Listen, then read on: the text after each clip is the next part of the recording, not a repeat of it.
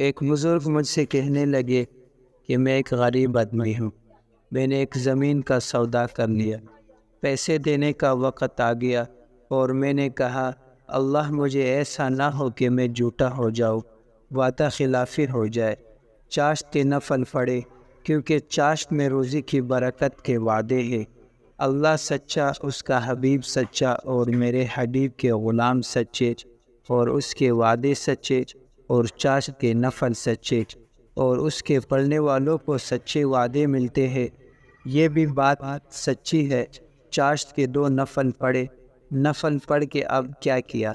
کہنے لگے رب اجعلنی مقیم الصلاۃ کے بعد جب سلام پھیرنے کا وقت آیا اور اس سے پہلے میں نے 152 دفعہ سورۃ علم نشرح پڑھی۔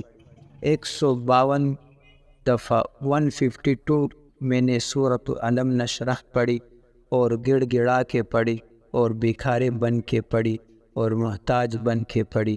اتحیات میں پڑھ رہا ہوں، پڑھ رہا ہوں، پڑھ رہا ہوں، پڑھ رہا ہوں، پڑھ رہا ہوں، اور انگلیوں پہ شمار کر رہا ہوں۔ بس انگلیوں پہ ایسے انگلیوں پہ زور دے کے پڑھ رہا ہوں۔ کہتے ہیں میں نے سلام پھیر کی دعا کی، جیسے دعا کرنے شروع کی تو گھر سے بیوی مسجد کی طرف آئی اور کہنے لگے اللہ نے غیب سے مدد کر دیا۔